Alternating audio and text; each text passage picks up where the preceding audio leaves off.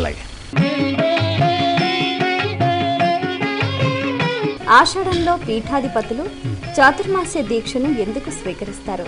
ఆషాఢ పూర్ణిమను వ్యాస పూర్ణిమ అంటారు, గురు పూర్ణిమ అంటారు. ఆషాఢ శుద్ధ ఏకాదశిని తొలి ఏకాదశి అంటారు.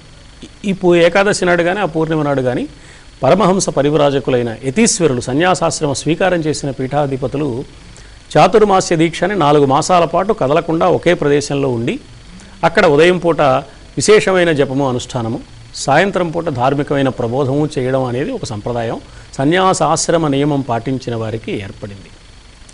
మరి ఇన్ని ఏకాదశులు ఎప్పుడో చైత్రమాసంలో సంవత్సరం ప్రారంభమైంది. ఇది మొదటి ఏకాదశి ఎలా అవుతుంది? అప్పటికి చాలా ఏకాదశులు గడిచిపోయాయి కదా. అలాగే ప్రతి మాసంలో ఒక పూర్ణిమ ఉంటే ఈ పూర్ణిమ వ్యాస పూర్ణిమ ఎలా అయింది? దీనికి యతీశ్వరుల చాతుర్మాస్యానికి సంబంధం ఏమిటనే సందేహం కూడా కలుగుతుంది.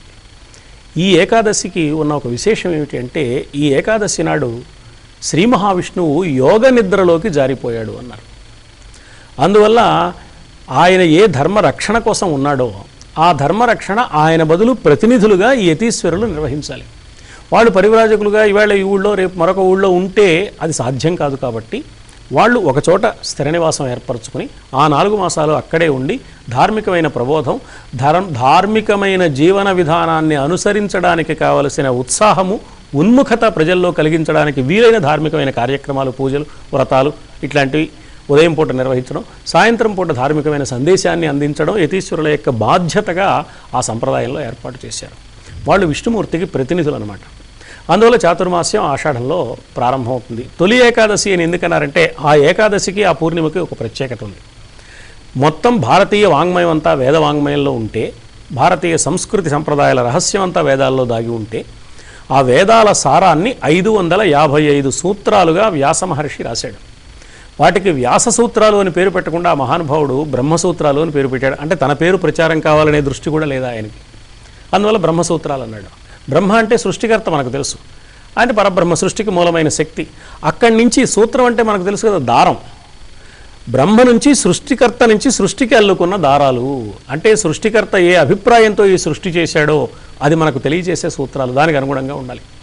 ఒక వ్యవస్థలో పనిచేసే ఉద్యోగ ఆ వ్యవస్థ నియమాలకు అనుగుణంగా ఎలా జీవితాన్ని సాగించాలో, ఒక సృష్టిలో భాగమైన మానవుడు సృష్టి ధర్మానికి అనుగుణంగా జీవితాన్ని సాగించాలంటే ఏం తెలుసుకోవాలో తెలియజేసేవి బ్రహ్మసూత్రాలు. ఈ రచన ఎప్పుడు ప్రారంభమైంది? ఆషాఢ శుద్ధ ఏకాదశి నాడు ప్రారంభమైంది. పూర్ణిమ నాడు పూర్తయింది. 555 సూత్రాలు 5 రోజుల్లో రచన పూర్తయింది. ఇవి లోకం మొత్తానికి కావలసిన ఆధ్యాత్మిక ధార్మిక విజ్ఞానం మొత్తం దీంతో ప్రారంభమైంది. కాబట్టి ఇది గురుస్థానాన్ని వహించిన మొదటి ఘట్టం. అందువల్ల గురు పూర్ణిమ. ఈ పని వ్యాసుడు చేశాడు కాబట్టి వ్యాస పూర్ణిమ, ఆయన మొదటి గురువు. ఇది ఏకాదశి నాడు ప్రారంభమైంది కాబట్టి ఈ ఏకాదశి జీవితం తరించడానికి కావలసిన తొలి ఏకాదశి కాబట్టి అందువల్ల దాన్ని తొలి ఏకాదశి అని ఈ పేర్లు పెట్టి ఈ ఏకాదశి నాడు కానీ ఆ పూర్ణిమ నాడు కానీ చాతుర్మాస్య దీక్ష యతీశ్వరులు లోకానికి ధర్మరక్షణను కలిగించడానికి, ధార్మిక దీక్షను అందించడానికి తమ కాలాన్ని సద్వినియోగం చేయాలి అనే దృష్టితో ఈ సంప్రదాయాన్ని ఆశ్రమ స్వీకారం చేసిన వారికి ఏర్పాటు చేశారు. విష్ణుమూర్తికి వారు ప్రతినిధులు. ఆ 4 మాసాలు ఆ బాధ్యత వారు స్వీకరించాలి.